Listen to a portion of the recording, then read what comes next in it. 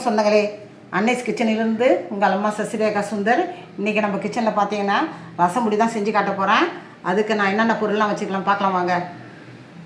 மிளகு பார்த்தீங்கன்னா 100 கிராம் அளவுக்கு எடுத்து வச்சுருக்கேன். ஜீரகம் 150 கிராம், வெந்தயம் ஒரு அரை டீஸ்பூன். நிறைய போடக்கூடாது, நிறைய போட்டால் கசப்பு வந்துடும். அதனால் பார்த்தீங்கன்னா இது நல்லா வாசனையாக மணமாக இருக்கிறதுக்கோசம் தான் நம்ம ஒரு அரை டீஸ்பூன் சேர்த்துக்கிறோம். ஒரு 20 காஞ்ச மிளகா, 50 கிராம் துவரம் பருப்பு, 50 கிராம் மல்லி, ஒரு கைப்பிடி அளவுக்கு கருவேப்பிலை. இதெல்லாம் பார்த்திங்கன்னா நல்லா வறுத்து எடுத்துக்கணும். நம்ம இப்போ எப்படி வறுக்குதுன்னு பார்க்கலாம் வாங்க. அடுப்பத்தை வச்சாச்சு. அதே மாதிரி நம்ம பாத்திரம் வச்சுட்டோம். பாத்திரம் நல்லா சூடு ஏறி வச்சு இந்த மிளகை பார்த்திங்கன்னா வறுத்து எடுத்து வேண்டியதான். ரொம்ப தீண்டி போகிற அளவுக்கு நம்ம வறுக்கக்கூடாது. இது சும்மா கை பொறுக்கிற சூடு வந்ததுமே நம்ம எடுத்துட வேண்டியதான்.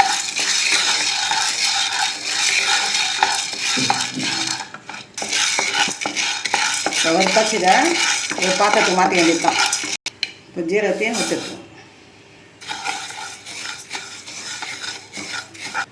ஜீரகம் பக்கம் நல்லா வாசனை வந்துட்டு இப்போ நம்ம பிளேட்டுக்கு மாற்றி வேண்டியதுதான்.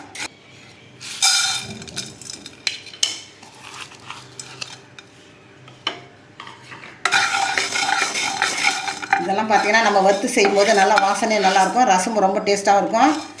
நீண்ட நாளுக்கு இந்த ரசம் பொடியை நம்ம வச்சுக்கலாம். டெய்லி நம்ம நசுக்கி செய்யும்போது மிக்சியில் போட்டு அரைச்சி செய்யும்போது அது ஒரு வேலை எக்ஸ்ட்ராவாக இருக்கும். பார்த்திங்கன்னா நமக்கு ஒரு நாளைக்கு இது ஒரு 10லேருந்து 15 நிமிஷம் ஒதுக்குனாக்கா இந்த ரசம் பொடி ரெடி ஆகிடும். நீங்கள் மாதக்கணக்கூட வச்சுருக்கோம், கெடாது. இது கெடாமல் நல்லாயிருக்கும்.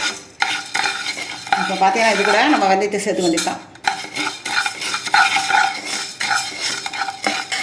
இப்போ பாத்திரத்துக்கு நம்ம மாற்றி வேண்டியது. எண்ணெய் ஊற்றிக்குவோம். மிளகாக்கு மட்டும் கொஞ்சமாக எண்ணெய் ஊற்றிக்குவோம். அப்போ தான் பார்த்திங்கன்னா நெடி ஏறாமல் இருக்கணும். நமக்கு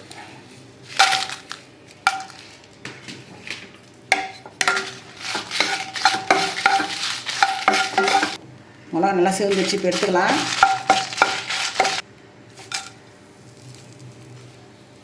இப்போ கருவேப்பிலை வறுத்துக்கலாம். மிளகா பார்த்தீங்கன்னா அவங்கவுங்க தேவைக்கு தகுந்த மாதிரி போட்டுக்கோங்க. எங்கள் வீட்டில் கொஞ்சம் காரம் கொஞ்சம் கூட கேட்பாங்க ரசத்துக்கு மட்டும். அதனால தான் நான் 20 காஞ்ச மிளகா போட்டிருக்கேன். 100 மிளகு 150 ஜீரகத்துக்கு ஒரு 20 காஞ்ச மிளகா போட்டிருக்கேன்.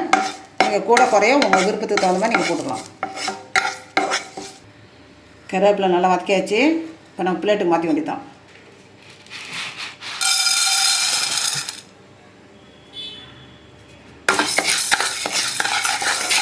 நல்லா கோல்டன் ப்ரௌன் ஆகிற வரைக்கும் நம்ம வறுக்க வேண்டியதான். பாருங்கள், நல்லா ப்ரௌன் கலரை வறுத்தாச்சு. இப்போ நம்ம தட்டுக்கு மாற்றி ஆற வைக்க வேண்டியதான். இது கூட பார்த்திங்கன்னா கொஞ்சமாக நம்ம மஞ்சள்தூள் சேர்த்துவோம். கொஞ்சம் மஞ்சத்தூள், கட்டி பெருங்காயம் இருந்தால் நம்ம எண்ணெயில் பொரிச்சு போட்டுக்கலாம். தூள் பெருங்காயம் போட்டு அதை இது கூட ஆட் பண்ணிக்கலாம். கொஞ்சமாக ஆட் பண்ணிக்கிட்டு அப்படியே நம்ம ஆற விட்டு மிக்சியில் போட்டு குறப்பாக அரைச்சி எடுக்க வேண்டியது தான். நல்லா ஆற வச்சாச்சு. இப்போ நம்ம மிக்சி ஜாரில் சேர்த்து குறப்பாக அரைச்சி எடுத்துக்க வேண்டியதான்.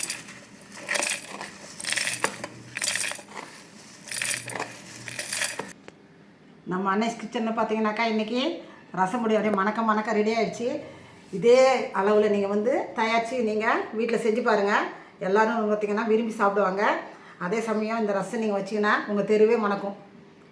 செஞ்சு பார்த்துட்டு எனக்கு கமெண்ட்ஸை சொல்லுங்கள். லைக் பண்ணுங்கள், ஷேர் பண்ணுங்கள், கமெண்ட் பண்ணுங்கள். மறக்காமல் என்னுடைய அன்னைஸ் கிச்சனுக்கு சப்ஸ்கிரைப் பண்ணுங்கள். தேங்க்யூ.